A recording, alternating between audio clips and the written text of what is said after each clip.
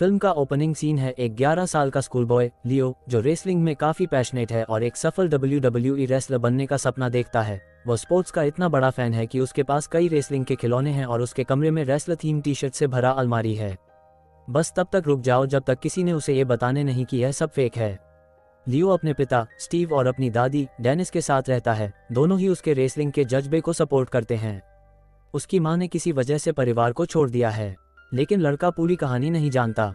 एक सुबह लियो अपने आप को एक रिंग में लड़ते हुए और एक पॉपुलर WWE रेसलर को हराते हुए सपना देखता है। हालांकि सपना जल्दी ही खत्म हो जाता है जब उसकी दादी उसे झट से उठा देती हैं। स्कूल जाते हुए रास्ते में लियो अपने दो अच्छे दोस्त केलेब और याज से मिलता है, जो भी रेसलिंग में दीवाने हैं।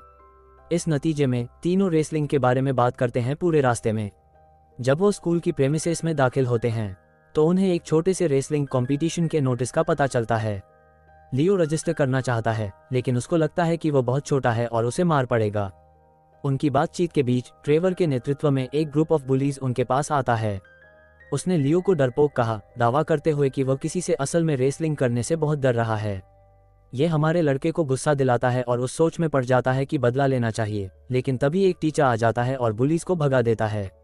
बाद में दोपहर के समय लियो का ध्यान एक साथी महिला छात्री एरिका पर आकर्षित होता है, जिस पर उसका क्रश लगता है। उससे उसे सुप्लेक्स देना है। उसका ध्यान उसके लंच को गिराने से हटाता है, एक अजीब मोमेंट पैदा करते हुए। स्कूल के बाद लियो घर वापस जाने के लिए तैयार होता है जब उसको फिर से बुलीज द्वारा रोका जाता है।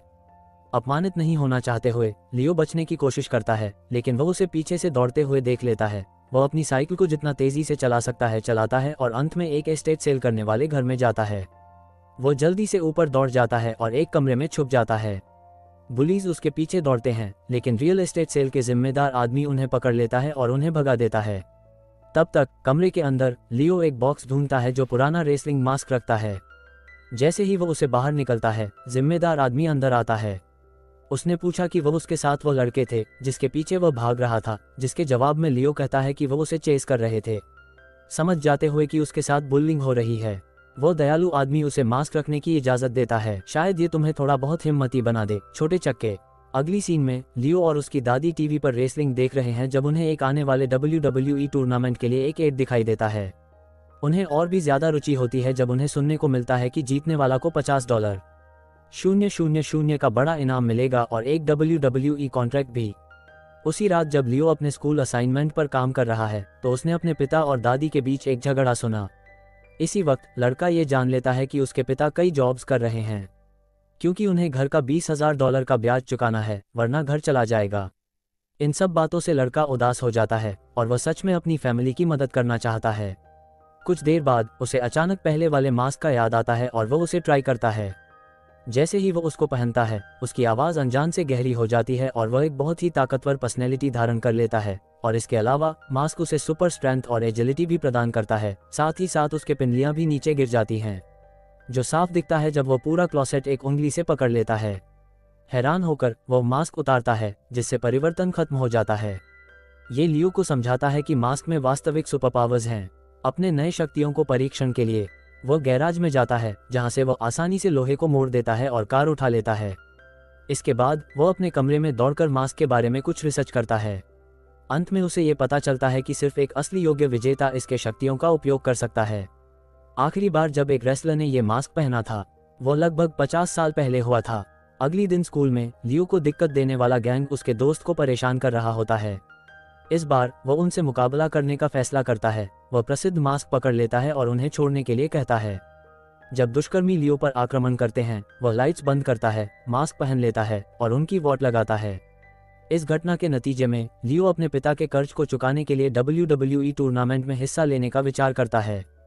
इस तरह वह घर लौटकर अलग अलग आउटफिट्स को ट्राई करता है, जब तक वह अंत में एक परफेक्ट आउटफिट नहीं मिलता जो उस पर सूट करे।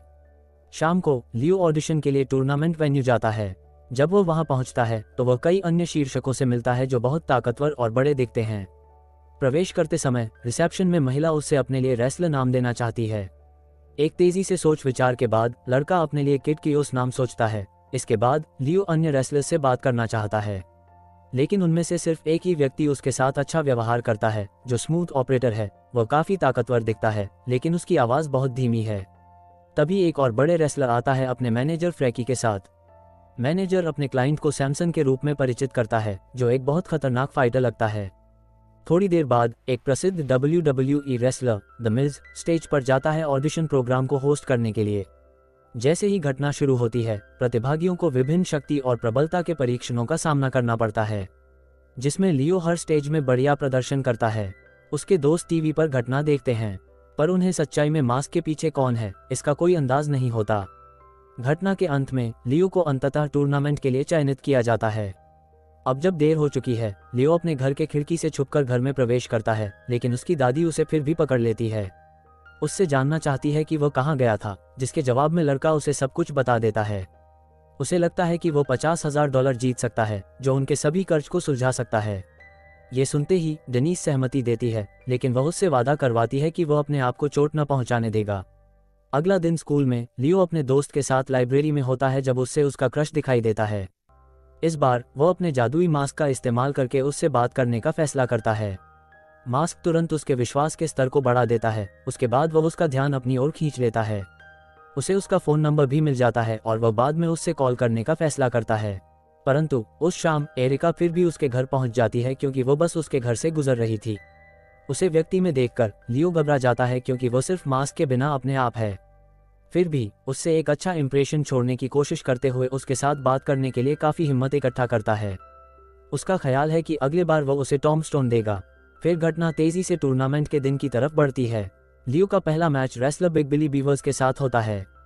लड़ाई शुरू होती है। लियो पहले कुछ ही पलों के लिए ऊपर का हाथ पाने में असफल होता है, लेकिन अंत में उससे अपने मास्क के शक्तियों का इस्तेमाल करके पराजयी बना लेता है। दूसरे मैच में उससे दूसरे रेसलर स्टिंग फेस का सामना करना होता है, जो शुरुआत में अपने गंदे बालों से उसे व्यग्र कर देता है। फिर भी लड़का व्यग्रता को पार कर लेता है और अपने पर बढ़िया हेडबट मारकर उसे जीत पर ले आता है। इसके अलावा लियो अपना अधिक समय एरिका के साथ बिताने लगता है, क्योंकि वह उसके दोस्त मंडली में शामिल हो जाती है। एक दिन 4 दोस्त रेस्टोरेंट में लंच पर जाते हैं, जहां उन्होंने अपने रुझानों के बारे में बात की।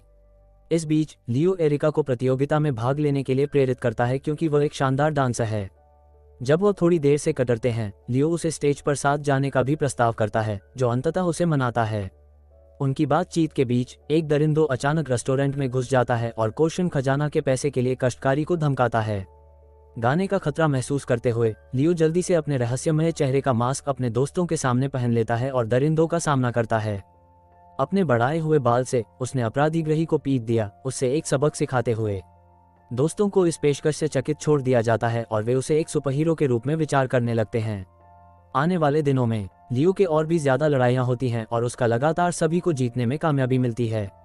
धीरे धीरे लड़का सेमीफाइनल्स तक पहुंच जाता है और अब उसे स्मूथ ऑपरेटर से मुकाबला करना होगा। दूसरी तरफ स्टीव और डेनिस के बीच उसकी पुरानी बीवी के बारे में तनाव बढ़ जाता है।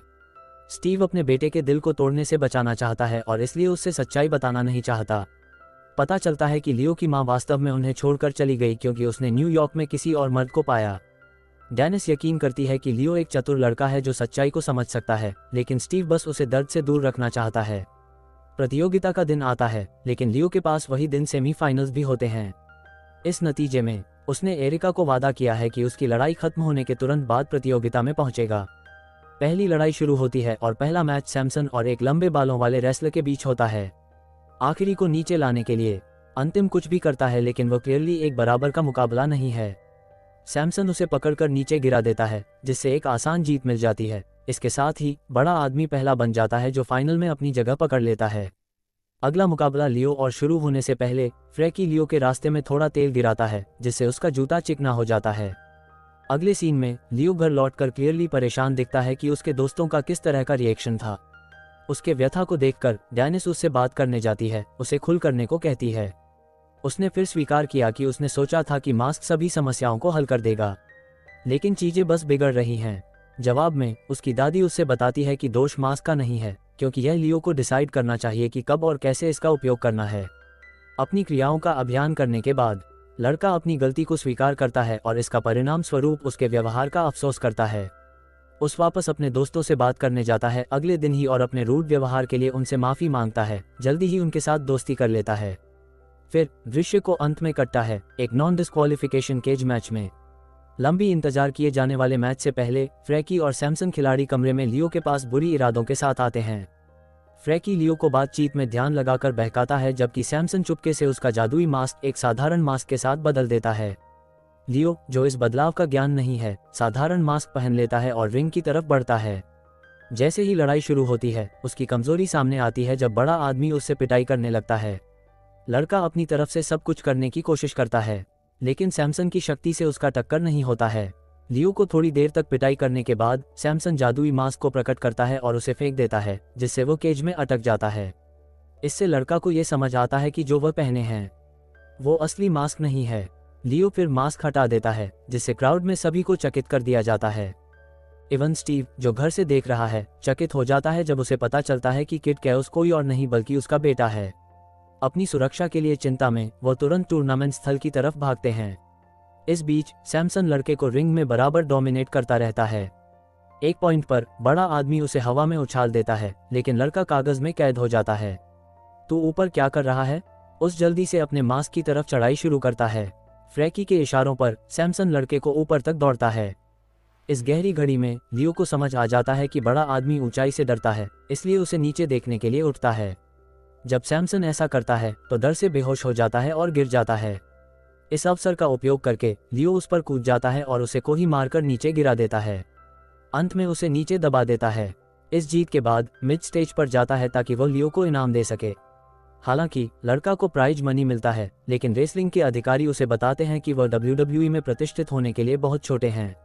हालांकि उन्होंने उसे यह अस्वीकृत किया कि जब वह बड़े होंगे तब उन्हें संगठन में जगह मिलेगी। इस नतीजे में लियो अपना रेसलिंग कॉन्ट्रैक्ट अपने साथी रेसलर स्मूथ को देते हैं। 2 हफ्तों के बाद लियो को स्कूल के जूनियर रेसलिंग प्रतियोगिता में भाग लेते हुए देखा जाता है। अब पूरी भरपूर विश्वास के साथ, बिना किसी भागदौड़ के, फिल्म उसकी यह बुली को देखते हुए समाप्त होती है, जिसके पिता दर्शकों के बीच गर्व से उन्हें चीयर कर रहे होते हैं। और हमारे चैनल को सब्सक्राइब करें और ऐसी ही वीडियोस के लिए turn on notifications and leave a like to help the channel out. Thank you for watching.